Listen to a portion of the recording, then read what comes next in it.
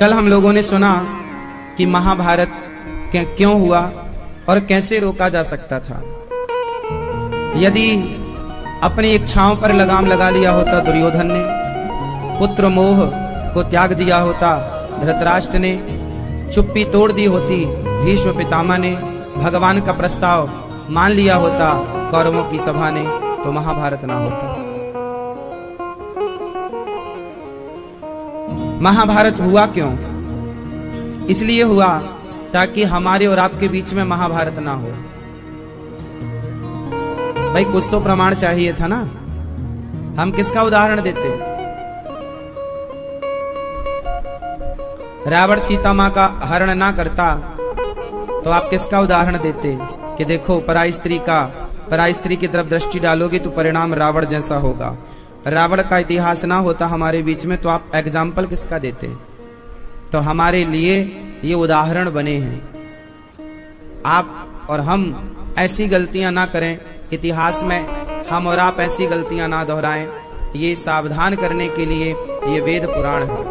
वेद पुराण उन इतिहास को संजो के रखता है जो इतिहास में घटनाएं घटी और बारीकी से उस पर विचार किया गया कि क्या करने से हम और आप बच सकते हैं हर बुराई से। बुराई से बचाने के लिए वेद पुराण शास्त्रों का अध्ययन होता है। शास्त्रों के अकॉर्डिंग, शास्त्रों के हिसाब से कोई चले तो उसके जीवन में कोई परेशानी ही नहीं।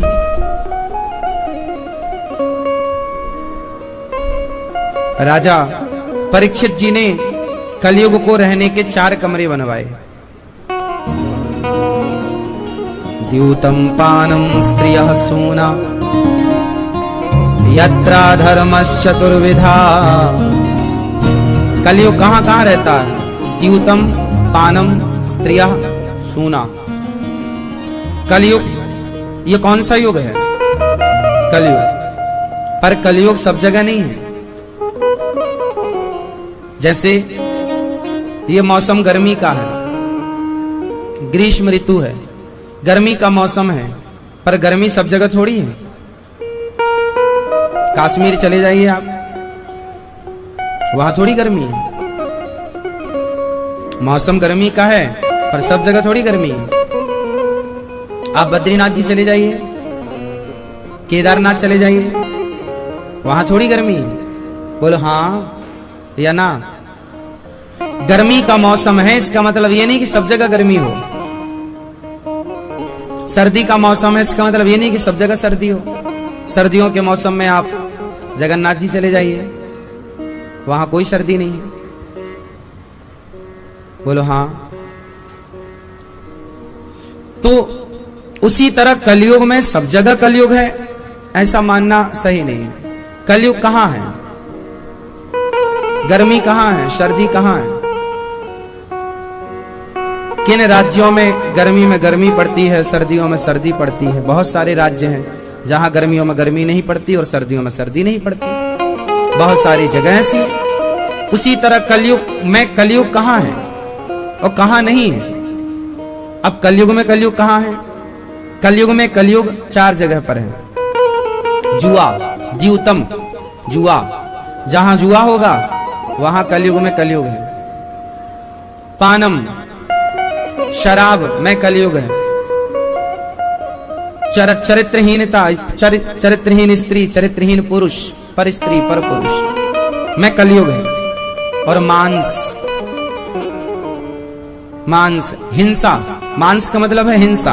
आप काटोगे ना तो वो हिंसा है, हिंसा में कलयुग है। और सूना, बेईमानी से कमाया हुआ धन, बेईमानी से, भ्रष्टाचार से कमाया हुआ पैसा गलत तरीके से, ये 5 जगह कलयुग होता है। द्यूतम पानम स्त्रियः सूना और 5वां बेईमानी से कमाया हुआ धन। तो कलयुग में भी कलयुग यहां है। अब आप जुआ नहीं खेलते, आप शराब नहीं पीते, आप पराई स्त्री के चक्कर में नहीं है, आप हिंसा नहीं करते, मांस नहीं खाते, आप बेईमानी नहीं करते, तो कलयुग आपका बाल भी बांका नहीं कर सकता। कलयुग उन्हीं का बिगाड़ेगा जिनके अंदर ये 5 चीजें, ये 5 में एक, 5 में एक होगी। अब आप बताओ कि आपके अंदर इन 5 में क्या है? पांचों हैं या एक भी नहीं है? आपके अंदर क्या है इन 5 में? जुआ खेलते हो? जुआ खेलते हो? शराब पीते हो? और मांस वांस बेईमानी करते हो? तो फिर कलयुग क्या करेगा? कलयुग सब जगह थोड़ी है, सब में थोड़ी है। कलयुग की एक स्थान है, आप इसी जगह रहोगे, उससे आगे नहीं। जैसे समुद्र अपनी मर्यादा में रहता है, हाँ या ना? नदी अपनी मर्यादा में रहती है, नदी मर्यादा तोड़ती है तो बाढ़ आ जाती है, गांव डूब जाते हैं। वो अक्सर मर्यादा में रहती है। उसी तरह कलयुग भी अपनी मर्यादा में। भाई 5 जगह रहना, कलयुग की 6वीं जगह कोई नहीं है। इसलिए समझदार पुरुष हो, समझदार स्त्री हो, इन 5 चीजों से बच के रहिए। इस कली काल में भी आप सुखी रहेंगे यदि जुआ नहीं खेलते। आज जुआ खेलते हैं बहुत लड़के, बहुत लोग। आज क्रिकेट का मतलब क्या है? आज क्रिकेट का मतलब क्या है? जुआ। क्रिकेट मतलब अब इसे IPL नहीं कहना चाहिए, जुआ कहना चाहिए। क्रिकेट मतलब, बोलो ये बात सही है या गलत है? आप बताओ। हम नहीं, सही है। आज क्रिकेट एक खेल नहीं रहा, क्रिकेट अब खेल नहीं रहा, क्रिकेट अब पूर्ण रूप से जुआ है। एक 5 घंटे के क्रिकेट में करोड़ों का जुआ लगता है पूरे भारत में, पूरे देश में, पूरी दुनिया में। करोड़ों का, हजारों करोड़ हम कहें तो अतिशयोक्ति नहीं है। इन 5 घंटों में कितने लड़के, कितने जवान बर्बाद हो चुके होते। इन 5 घंटों में सारी कमाई लगा चुके होते हैं और कुछ नहीं। हर बॉल पर जुआ होता है, हाँ या ना? फिर हम तो क्रिकेट देखते नहीं हैं, पर समाज में जो हो रहा है वो सुनते हैं। आप जैसे किसी के मुंह से सुन लेते हैं। एक मैया आई अपने बेटे को लेकर, महाराज जी 1 करोड़ रुपए हार गया है ये। सारी जिंदगी की कमाई जो उसके बाप ने इकट्ठी की थी सब बर्बाद कर दिया। कहां? बोले क्रिकेट में। तब हमें पता चला कि करोड़ों बर्बाद हो सकते हैं। जुआ नाश कर देता है ये खोपड़ी में बैठ के कलयुग। जुआ, कौरवों ने जुआ ही तो खेला, पांडवों ने जुआ ही तो खेला, इसलिए तो 12 साल का वनवास हुआ। पांडवों को भी तो भोगना पड़ा। इसलिए जुआ नहीं, शराब नहीं। आप शराब पीते हैं भाई? आप कभी कभी, आप जी शराब पीते हो रोज कि कभी? शराब पीते हैं? हाँ या ना? ये शराब पीते हैं? नहीं, वो तो खुद कह रहे हैं पीते हैं। अच्छा, आपसे थोड़ी बताते हैं ना। क्यों पीते हो?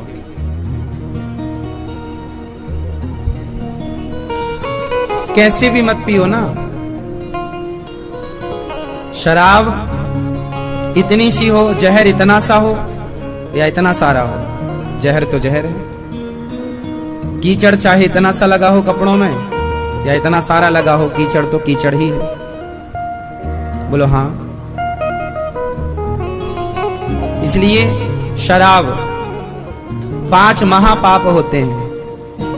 उन 5 महापाप में एक शराब भी है। मैं भोपाल जेल के अंदर कथा सुनाने गया था, अभी आप लोगों ने सुनी होगी। वहां 4000 कैदी थे। 4000 कैदियों को हम कथा सुनाने गए थे। सारे कैदियों ने कथा सुनी, टीवी पर प्रसारण था। आप में से बहुत लोगों ने उस आयोजन को देखा होगा। भोपाल जेल के अंदर कथा थी। 4000 कैदी थे। मैंने लगभग सारे कैदियों से पूछा कि जेल क्यों आ गए, तो 99% कैदियों का कहना था, महाराज जी शराब पीकर आए हैं। शराब पीकर? क्यों? क्योंकि जितना भी क्राइम किया है उन्होंने, किसी ने बलात्कार किया, किसी ने बाप का मर्डर किया, किसी ने माँ का मर्डर किया, किसी ने पत्नी का मर्डर किया, किसी ने पड़ोसी का मर्डर किया, किसी ने कोई भी क्राइम किया, पर क्यों किया? बोले शराब पी रखी थी, उस नशे में हो गया, पता ही नहीं चला, गुस्सा आई और हो गया। कुल मिलाकर के 99% लोगों का कहना था कि हर क्राइम की जड़ शराब है। आप जितने जेलों में सर्वे कर लीजिए, मैंने तो कर लिया, इसलिए बोल रहा हूं, मेरे जीवन का अनुभव। मैंने 4000 कैदियों पर शोध किया, पूछा, डीप पे जाके बातें की, धरा पर उतरकर रूबरू होकर बातें की, दिन भर में उनसे बातें करता था। क्यों आ गए जेल? जड़ क्या थी? मूल में शराब के नशे में था। बाप ने कुछ कह दिया, गुस्सा आ गई, जो हाथ में आया मार दिया, मारा ऐसे कि मर गया। माँ को, बाप को। एक सबसे अलग घटना, उस जेल में एक व्यक्ति की अलग दास्तां थी। सारे कैदियों का तो सेम कुछ मर्डर था, किसी ने कुछ किया, कुछ किया, कुछ किया, कुछ किया, लेकिन एक व्यक्ति मुझे मिला जो सबसे हटके था, और वो जेल में था। जानते उसकी गलती क्या थी? भोपाल का एक व्यक्ति है, अभी भी जेल के अंदर है, मैं उससे मिला, उसने रो रो के अपनी बातें कही। देखो शराब कितनी गंदी, जो आप लोग कहते हो ना पानी है जी, पिएंगे निकल जाएगा। हमारे ऋषि मुनियों ने इसलिए थोड़ी इसे शराब को मना किया है। जेल में गए व्यक्ति से पूछ कर देखना कि क्यों भाई शराब पिए कि ना पिए, वो मना करेगा। अपना भला चाहते हो मत पीना। अच्छी होती तो हम भी ना पीने लग जाते हैं, ये सारे साधु संत भी ना पीते थोड़ी बहुत, भाई अच्छी होती तो सब पीते ना, मिलजुल के पीते, पर कुछ तो गड़बड़ है तब ना मना किया जा रहा है। क्यों जी? दूध पीने को तो मना नहीं कर रहा है कोई, लस्सी पीने को तो मना नहीं कर रहा है कोई, जूस पीने को तो मना नहीं कर रहा है कोई, शराब पीने को मना कर रहा है, मतलब कुछ गड़बड़ है इसलिए मना किया जा रहा है। क्यों जी? सही है। एक आदमी भोपाल का था, वो शराब पी के आया, सर्दियों का मौसम था, लगभग नवंबर दिसंबर का टाइम था, और बहुत सर्दी थी उस समय, बहुत पुरानी 12-14 साल पुरानी उसने घटना बताई। वो जेल क्यों आया उसका पूरा मैंने पूछा। उसने बोला महाराज जी मैं शराब पी के आया, घर पे आया और बिस्तर पर लेट गया। तभी उसी दिन शाम को मेरी पत्नी का कोई फॉर्म भरा था उसने, तो उसका परिणाम आया, रिजल्ट आया। तो मेरी पत्नी ने मेरे से कहा कि सुनो जी मेरा रिजल्ट आया, जरा देखो कि मैं पास हुई, कितने नंबर आए, फेल हुई कि पास हुई, थोड़ा देख के बताओ, कंप्यूटर में थोड़ा देख लो, आप पासवर्ड बताओ कंप्यूटर का क्या है, आप देख दो जरा। तो पति बोला कि मैं सुबह देखूंगा, अभी नहीं। पत्नी ने फिर उसकी रजाई, वो रजाई ओढ़े लेटा था, सर्दी थी, तो उसने पत्नी ने रजाई खींची पांव की तरफ से कि सुनो मेरा रिजल्ट जरा देख दो। पति बोला सोने दे, फिर उड़ के सो गया।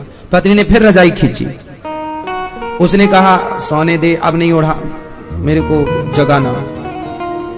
वो नशे में था, बेचारी पत्नी भोली, उसको लगा मेरा पति है, जल्दी देख दो ना, हमारा परिणाम आया, अभी आप सो जाना। अच्छा एक काम करो, ये रहा लैपटॉप, जरा इसका पासवर्ड ही टाइप कर दो, खोल दो, हम ही देख ले रहे हैं। लिए खड़ी लैपटॉप, पति की उसने फिर रजाई खींची, तो पति ने उसका हाथ पकड़ा, उसी बिस्तर पर लिटाया और उसके गले को दबाया। चूंकि नशे में था, गले को दबाया तो इतने जोर से दबाया कि श्वास नली टूट गई। ऑन द स्पॉट तुरंत उसकी पत्नी मर गई। पत्नी के हाथ में लैपटॉप था कि पासवर्ड ही बता दो, लैपटॉप वहीं पड़ा, पत्नी उसके बगल में मरी पड़ी, और वो भी रजाई ओढ़ के सो गया, चूंकि नशे में था। सवेरे जागा तो देखा पत्नी बगल में सो रही है। उठाया, तुम अभी तक उठी नहीं। उठाया तो क्या, वो तो मर ही चुकी थी। अब वो मेरे से बताते बताते रो पड़ा, बोले महाराज जी मैंने इतने जोर से गला नहीं दबाया था कि वो मर जाए। मैंने कहा तुम नशे में थे, तुम्हें पता थोड़ी था कि तुम कितने जोर से दबा रहे हो, बिना दबाए थोड़ी श्वास नली टूटेगी। इतने जोर के दबाया कि तुरंत उसकी पत्नी को कुछ समय नहीं मिला, ऐसे कैसे गला दबाया होगा, मर गई बेचारी, मर गई। उसके मर्डर के केस में वो उम्र कैद की सजा भोग रहा है भोपाल जेल के अंदर। अब बताओ जड़ क्या है, कारण क्या था? जोर से क्या था? शराब। एक हंसते खेलते परिवार में आग लगा दी। उस पत्नी की क्या गलती थी? वो तो खुशी से बोल रही थी कि हम तो देखो पास हो गए कि नहीं, देखो जरा परिणाम देखो। शराब जो आप लोग कहते ना जी हम पीते थोड़ी हैं, कभी कभी शराब अच्छी होती तो हम भी ना कभी कभी पीते। शराब अच्छी है तो अपने बेटे को भी कभी कभी क्यों नहीं पिलाते? शराब अच्छी है तो अपनी पत्नी को भी कभी नहीं पिलाते, अपनी बेटी को भी कभी कभी क्यों नहीं पिलाते? अच्छी है तो पिलाओ ना सबको। अच्छी नहीं है इसलिए आपको नहीं पीनी चाहिए। है तो शराब, पता नहीं है शराब। अब देखो कलयुग होता है शराब में।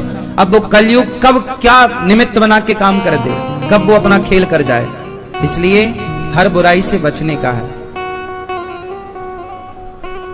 हर फसाद की जड़ शराब है। 5 महापाप होते हैं। पहला महापाप गौ हत्या।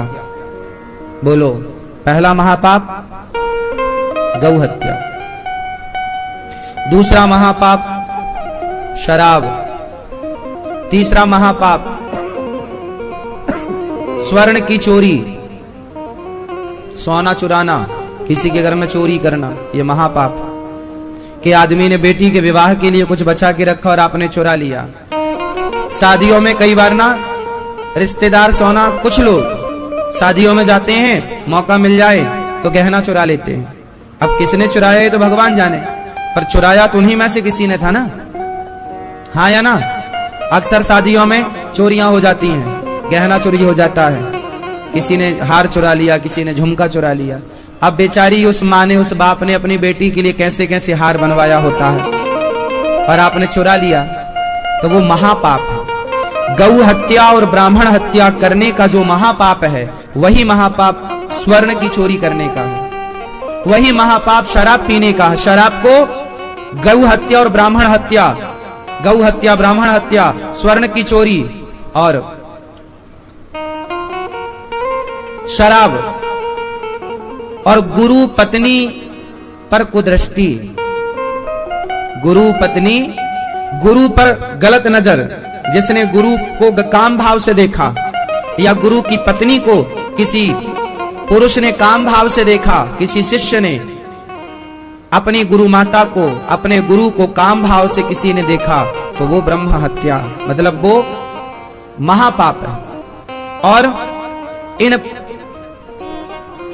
5 के संचारों के संग, शराब पीने वाले के साथ, गौ हत्या करने वाले के साथ, स्वर्ण की चोरी करने वाले के साथ, गुरु पत्नी और गुरु पर कुदृष्टि डालने वाले के साथ जो बैठता उठता है, जो उनके साथ यारी दोस्ती रखता है, वो 5वां भी महापापी है। ये 5 महापाप है। तो शराब को महापाप में गिना जाता है। शराब का स्पर्श भी पाप है। पीना तो छोड़ो, हाँ या ना? तो आज से नहीं पीने का। द्यूतम पानम स्त्रिया, पराई औरत, पराया पुरुष कलयुग के स्थान है। रावण जैसों का नाश हो गया, बच के रहना रे बाबा। पराई नारी, पराई पुरुष। मांस नहीं, मांस आप लोग खाते नहीं है, वैसे नहीं ही खाना चाहिए। मांस नहीं खाना। अपने स्वाद के लिए किसी की हत्या नहीं करनी चाहिए। राजा परीक्षित ने कहा, गुरुदेव मुझे 7 दिन में मरना है, बताओ मैं क्या करूं? सुखदेव भगवान ने कहा, वरीयाने सते प्रश्नः क्रतो लोकहितं नृप आत्मविद सम्मतः पुंसां श्रोतव्यादिषु यः परः निद्रया ह्रियते नक्तं व्यवायेन च वावयः दिवाचार्थे हया राजन् कुटुंब भरणे नवा। ज्यादा से ज्यादा भगवत चिंतन कीजिए, अच्छे काम कीजिए, बुरे काम से बचिए, नींद को त्यागिए। किसको त्यागना चाहिए? बेवजह का सोना भी बुरा है। सोना मीन्स स्लीप, नींद। बेवजह का सोना, सोइए 7 घंटे 8 घंटे की नींद बहुत। अब 8 घंटे की नींद आपने रात को अलग ले ली और दिन में अलग सो रहे हैं, ये गलत है। जो व्यक्ति सोएगा वो अपने लक्ष्य तक कैसे पहुंचेगा?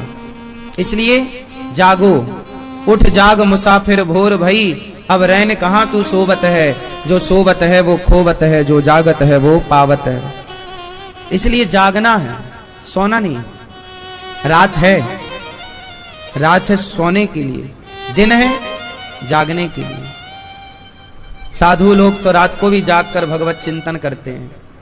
जब सारी दुनिया सोती है तो संत जागकर ईश्वर का ध्यान करते हैं। आज का समाज सो रहा है। आप लोग सो रहे हैं कि जाग रहे हैं? बोलो, जागा हुआ किसे कहेंगे? मैया बताओ, आप सो रही हो कि जाग रही हो? सो रही हो तो कब जागोगी? ये बताएंगे मैया गुलाबी मैया, जाग रही हो आप कि सो रही हो? भागवत सुन रही हो आप, जाग रही हो? मैया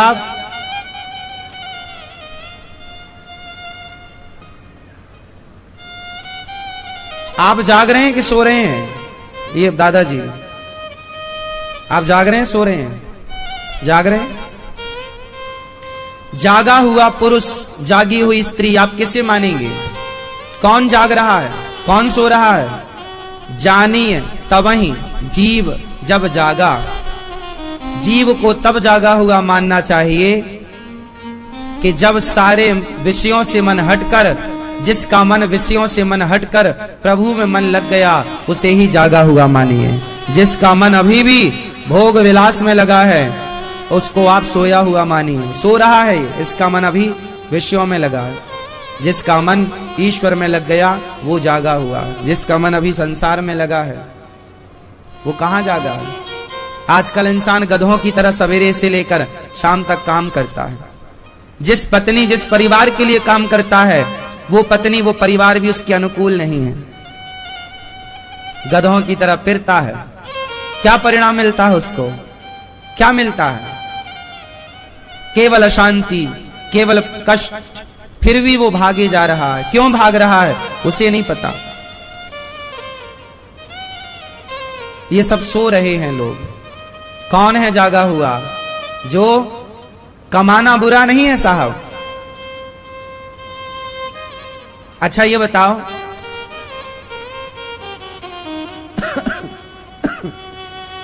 शेर का पेट भरा हो और उसके बगल में हिरण घूम रहा हो तो शेर हिरण को पकड़ेगा? बोलो, क्या शेर रोज शिकार करता है? बोलो, नहीं? बोलो हाँ या ना?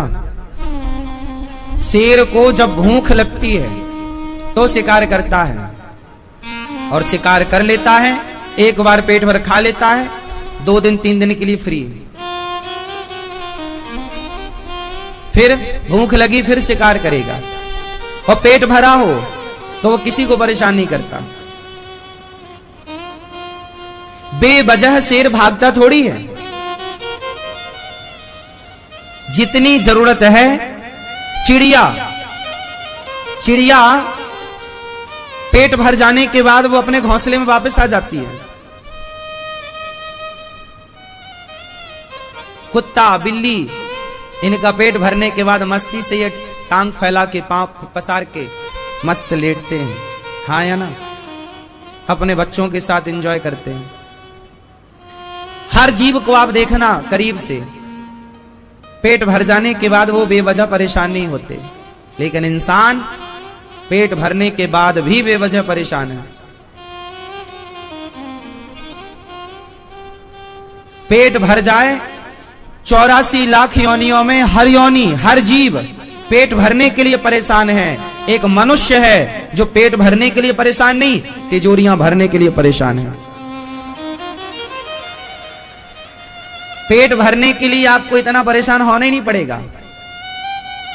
पेट भरने की बात होती तो आप झूठ बोलते ही नहीं, क्योंकि झूठ, पेट थोड़ी चाहता है कि आप झूठ बोलें। सच्चाई ईमानदारी से भी पेट भर सकता है। पेट को चाहिए कितनी? 4 रोटी सवेरे 4 रोटी शाम, इतने में पेट खुश। बोलो हाँ। झंझट पेट भरने की नहीं है साहब। हर पशु पक्षी जीव जंतु पेट भरने के लिए दौड़ता है। एक इंसान है जो बेवजह दौड़ता है, और इस दौड़ते हुए इंसान से पूछो क्या पा रहा है, क्या पाएगा, क्या मिलेगा इससे? बोले इज्जत मिलेगी, पैसा होगा, नाम मिलेगा। ऐसे नाम इज्जत वाले कितने माटी में मिल गए साहब। शमशान चले जाना, जलती हुई लाशों को देखना, ये सब इज्जतदार लोग जल रहे हैं चिताओं पर।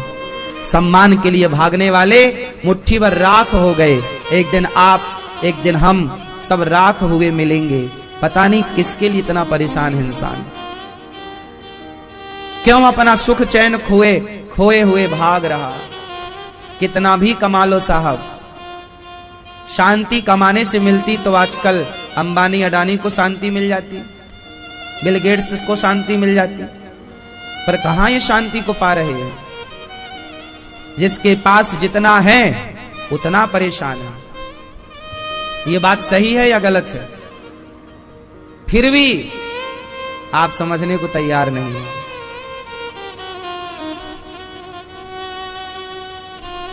चलिए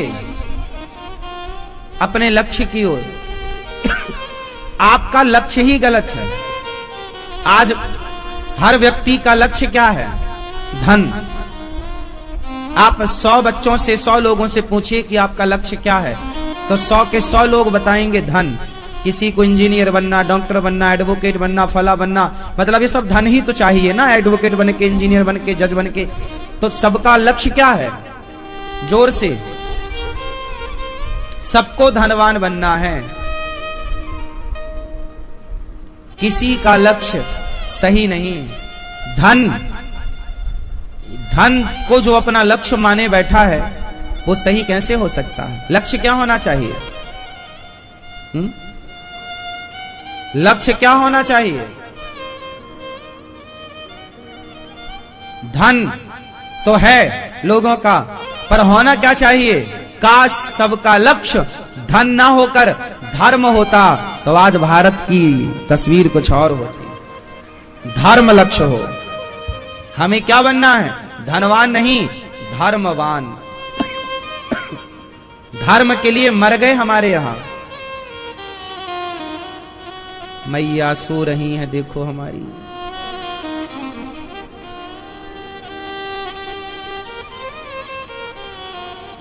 धन नहीं, धर्म। बच्चों को धनवान मत बनाओ। धन तो आएगा, धन बहुत बड़ी बात नहीं है, धर्म आना चाहिए। मेरे जीवन में क्या हो? धर्म। धर्म होगा तो धन आएगा।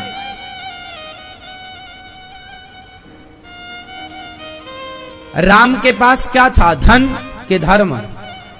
जोर से। और रावण के पास क्या था? धन के धर्म। रावण के पास धन था और राम के पास धर्म था, तो धन वाले रावण के पुतले जलाए जाते हैं और धर्म वाले राम के मंदिर बनाए जाते हैं। ये अंतर है धन में और धर्म में। था भरा सोना खचाखच लंक की दीवार में, एक रत्ती नहीं मिला रावण को मरती बार में। जाने ना देना धर्म, जाने ना देना धर्म, करना लोभ मत धन धाम का, और धर्म ही जाता रहा तो धन रहा किस काम का। धर्म चला गया तो धन बचा के करोगे क्या? राजा परीक्षित को सुखदेव भगवान ने कहा, राजन भगवान का चिंतन करो, हाय हाय से मन हटाओ, और तुम्हें 7 दिन में मरना है।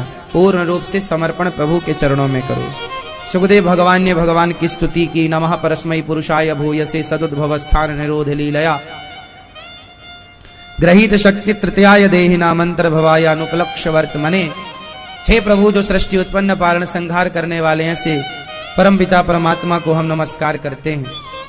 भगवान नारायण की नाभि से कमल उत्पन्न हुआ, कमल में ब्रह्मा जी, और ब्रह्मा जी से भगवान ने कहा तप करो। चतुश्लोकी भागवत जी का उपदेश किया। हमें वाशमेवाग्रे नान्यद यत् सत् सत् परम पश्चाद हम यदे तच्चयो वशिष्येत सोस्मि हम ऋतेर्थम यत् प्रतीयत न प्रतीयत चात्मनि तद विद्यादात्मनो मायाम यथा भासो यथा तमा। भगवान ने ब्रह्मा जी को उपदेश किया कि जब कोई नहीं था तब मैं था। अच्छा, भगवान जब ये सृष्टि नहीं थी तब भगवान थे क्या? नहीं। अभी भगवान कहां है?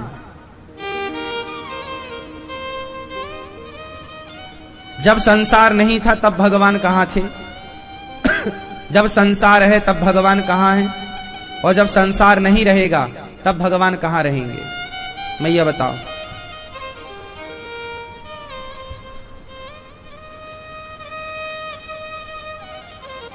भगवान कहां है?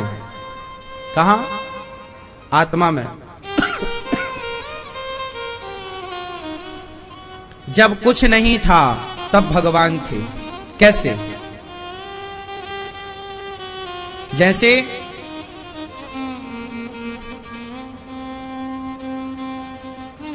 आभूषण जब नहीं थे तब भी सोना था। अच्छा बताओ, भगवान कहां है? कहां? मन कहां? यहां है? हैं? एक्सरे करा लें? यहां होंगे तो आ जाएंगे एक्सरे में बैठे। यहां है भगवान? तो एक्सरा हुआ कभी दिखे? तो यहां है, फिर झूठ क्यों बोल रही हो आप?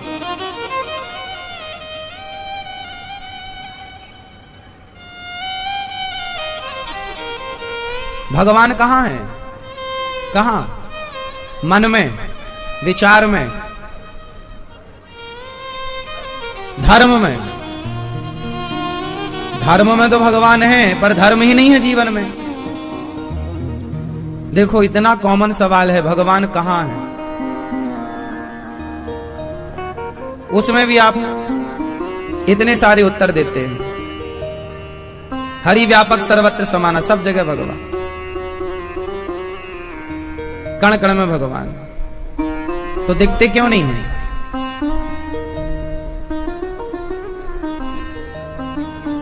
भगवान कहां है आप बताओ? हैं? तो क्यों नहीं दिखते? सर्वत्र समाना है तो क्यों नहीं दिखते?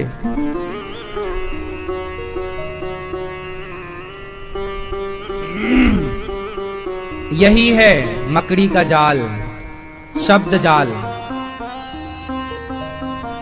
ऐसे शब्दों के जाल में आप लोग उलझे हैं, तसल्ली देते रहते हैं आप लोग अपने मन को। अच्छा है,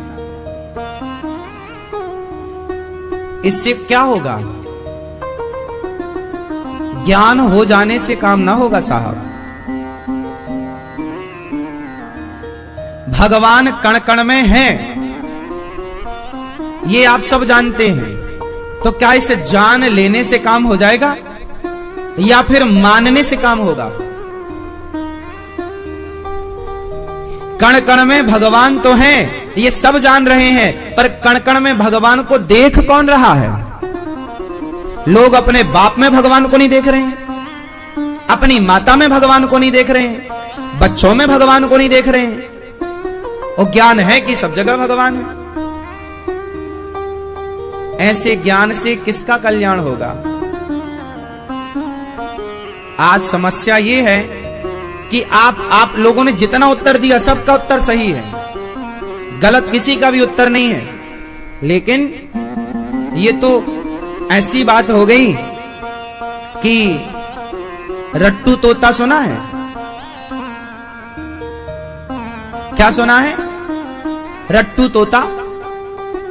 पड़ोस के घर में कोई मर गया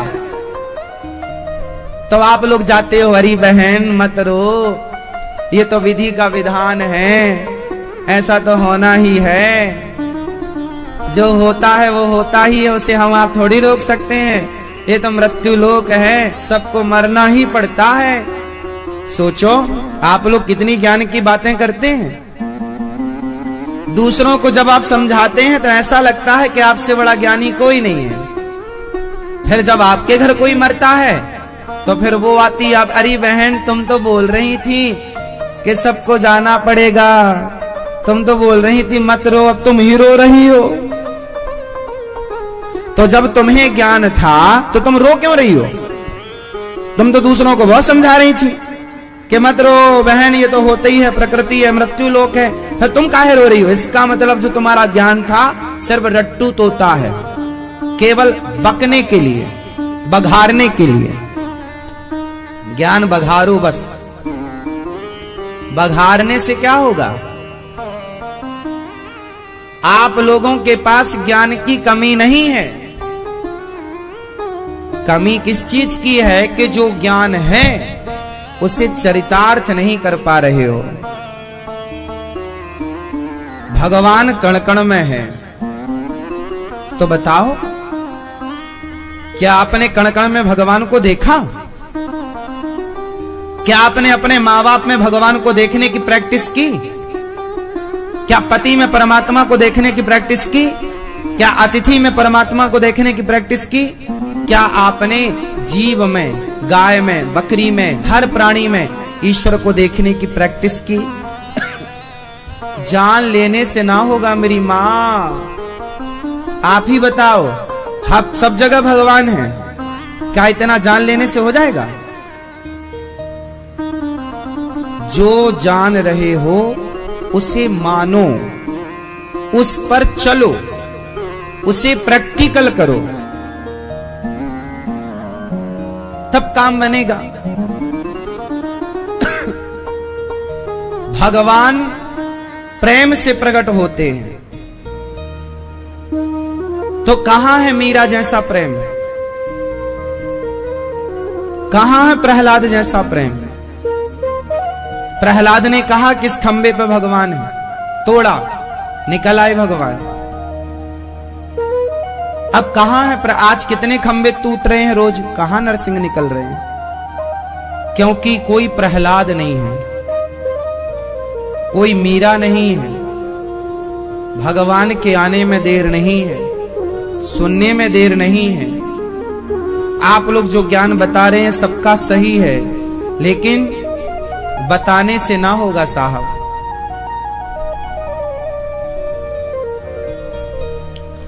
जब मुझे भूख लगेगी, एक आदमी को लगी प्यास, उसने कहा भैया एक गिलास पानी दे दो, तो आपने पानी ना दिया, पानी का ज्ञान, ए भाई पानी, आकाश में पानी ही पानी है, बादलों में पानी ही पानी है, सुन समुद्र में पानी ही पानी है, नदियों में पानी भरा पड़ा, सुन 5 तत्वों में एक तत्व पानी तत्व है जो तेरे भीतर, तू भी पानी से बना है।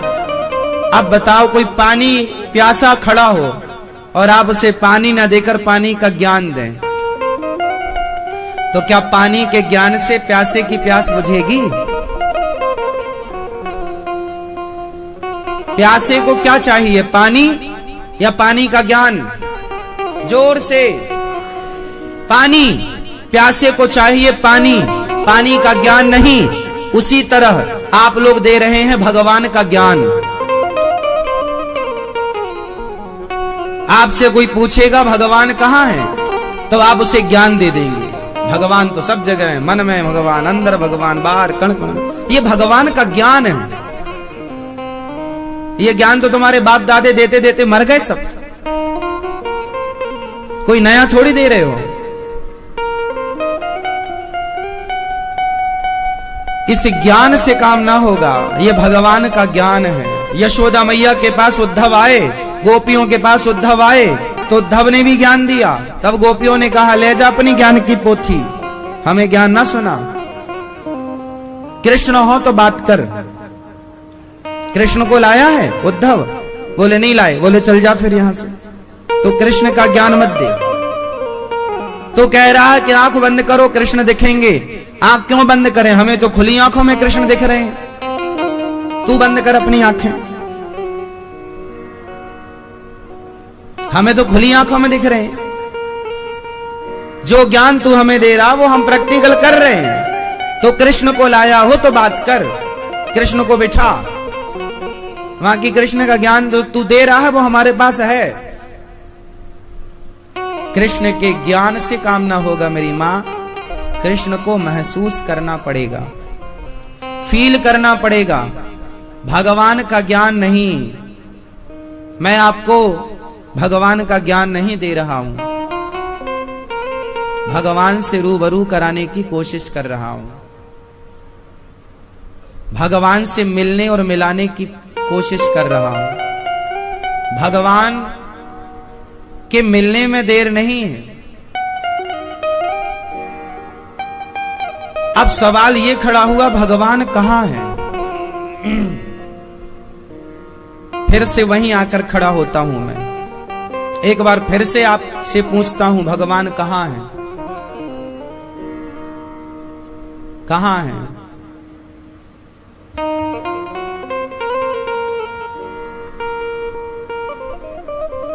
नहीं, भगवान कहां है? तो सुनो, मोकू कहां तू ढूंढे बंदे, मोकू कहां तू ढूंढे बंदे, मैं तो तेरे पास में, ना तीरथ में ना मूरत में, ना एकांत निवास में, ना मंदिर में ना मस्जिद में, ना कावे कैलाश में, मोकू कहां तू ढूंढे बंदे, मैं तेरे विश्वास में, मैं तेरे मंत्र जाप मम दृढ़ विश्वास। यदि विश्वास है तो भगवान है, और विश्वास नहीं है तो भगवान नहीं है। मंदिरों में भगवान किनके लिए है? जिन्हें विश्वास है। जिन्हें विश्वास नहीं है उनके लिए तो पत्थर है। नदी गंगा, गंगा माता किसके लिए है? जिसे विश्वास है, वरना मानो तो मैं गंगा मां हूं, ना मानो तो बहता पानी।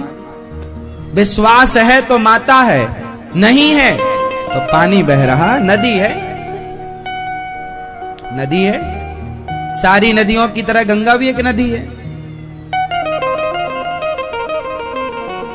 ना मैं जप में, ना मैं जप में, ना मैं तप में, ना व्रत और उपवास में, ना मैं क्रिया कर्म में रहता, ना ही योग संन्यास में, ना ही प्राण में, ना ही पिंड में, ना ब्रह्मांड आकाश में, मोकू कहां तो ढूंढे बंदे, मैं तेरे विश्वास में।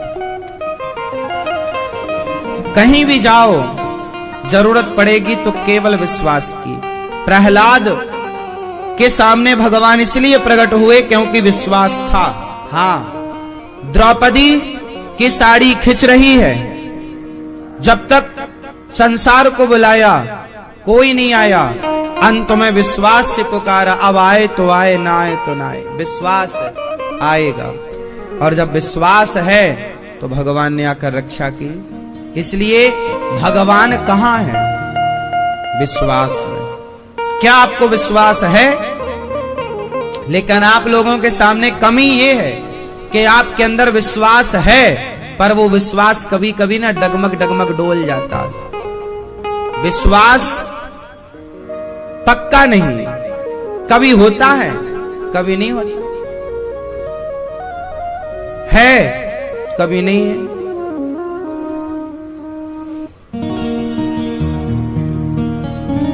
खोजी होए तुरंत मिल जाऊं, एक पल की ही तलाश में, कहे कबीर सुनो भाई साधो, कहे कबीर सुनो भाई साधो, मैं तो हूं विश्वास में।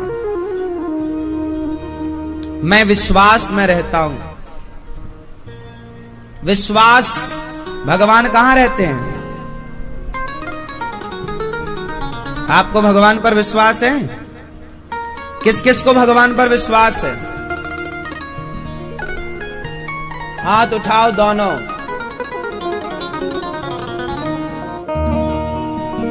अब नीचे करो। अब ये बताओ, आप में से टेंशन चिंता किस किस को है तो हाथ उठाओ। आज दूर ना कर दिया तो नाम नहीं, पर बताओ है या नहीं? हाथ उठा के। टेंशन है, चिंताएं हैं, बोलो हां या ना। अब नीचे करो हाथ। आप लोगों ने बताया कि हमें विश्वास है भगवान पर, और आप लोगों ने बताया कि हमें चिंता है। अब ऐसा करो, अपना मुंह फुलाओ।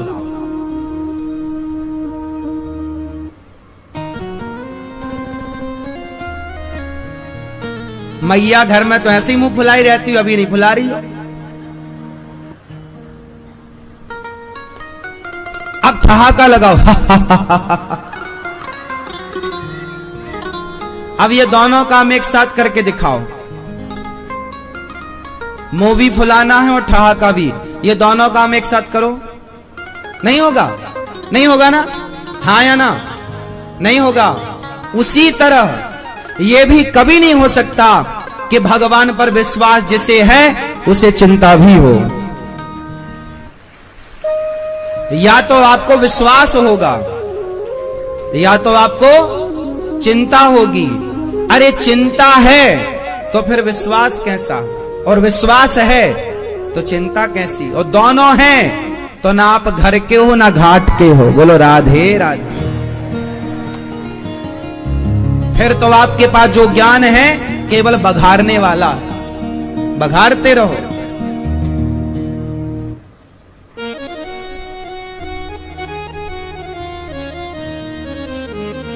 विश्वास है तो बताओ चिंता होगी? विश्वास उस भगवान पर जिसने संसार बनाया है, उस पर विश्वास करने के बाद भी चिंता होगी? उस पर विश्वास जिसकी एक पलक झपकते सृष्टि हो सकती है और प्रलय हो सकता है, उसके होते हुए टेंशन। महाभारत के युद्ध में पितामह ने बोला कल मैं पांडवों को मार दूंगा। भीष्म प्रतिज्ञा, कल मार दूंगा। द्रौपदी अर्जुन, द्रौपदी गई, हे कन्हैया सुना, पितामह ने पांडवों को मारने की प्रतिज्ञा ली। भगवान बोले चलो अर्जुन से बात करते हैं। अर्जुन के पास, अर्जुन रात्रि के 2 बजे 1-2 बजे खर्राटे लेके सो रहे मस्त। अर्जुन तुम्हें पता लगा कल पितामह तुम्हें मार देंगे कल के युद्ध में। अर्जुन बोले प्रभु सोने दो, आप भी सो जाओ, आओ हमारे पास सो जाओ। अर्जुन, भगवान बोले तुम्हें कल की चिंता नहीं है? कल की प्लानिंग नहीं कर सकते हो? अर्जुन बोले कन्हैया जिसके रक्षक आप हैं, जिसके लिए आप जाग रहे हैं, उस कृष्ण के होते हुए अर्जुन को सोचने की जरूरत क्या है? ये क्या था? ये क्या था? ऐसा विश्वास आपके जीवन में जिस दिन आएगा उस दिन आपका जीवन कुछ और होगा। आपके जीवन में अभी तक विश्वास नहीं है। आप कितना भी चिल्लाओ जी हमें विश्वास है, खाक विश्वास है। विश्वास होगा तो चिंता नहीं होगी, ना बेटी की, ना बेटे की, ना बिजनेस की, ना व्यापार की, ना कुछ की। क्योंकि जब विश्वास होगा तो आपका अंतरात्मा ये कहेगी कि जो कर रहे हैं मेरे गिरधर गोपाल कर रहे हैं, मैं थोड़ी कर रहा हूं। तो फिर ये जब आगे होंगे तो तुम निश्चिंत हो जाओगे। और जब व्यक्ति निश्चिंत हो जाए समझ लेना कि ईश्वर को पा गया है। वो ईश्वर को पाना मतलब निश्चिंत हो जाना। अभी आप निश्चिंत नहीं हैं, मतलब ईश्वर को आप कह रहे हैं ना कण कण में है कण कण में। ऐसे ही ज्ञान देते देते सब मर गए।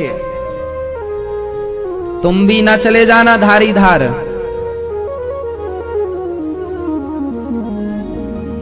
उस ज्ञान को चरितार्थ करो। ईश्वर पर विश्वास करो। ये दास अनिरुद्ध मैं कह नहीं रहा हूं। गौरी गोपाल आश्रम में आप रोज आकर यहां सब कुछ देखते हैं। मैं कभी किसी, अब हजारों लोग यहां भोजन करते हैं, क्या यहां की व्यवस्थाएं बड़ी नहीं है? आपके घर की व्यवस्थाओं से, आपकी फैक्ट्री और आपके व्यापार की व्यवस्थाओं से कई गुना बड़ी व्यवस्थाएं गौरी गोपाल में है। आप कितने लोग इस बात से हैं? लेकिन हमें कभी चिंता में देखा आपने? टेंशन में देखा आपने? क्यों? क्योंकि जहां विश्वास है कि गौरी गोपाल भगवान है ना, जहां विश्वास है वहां चिंता नहीं रह जाती। ये दास अनिरुद्ध हम कभी टेंशन नहीं लेते, चिंता करते कभी किए ही नहीं।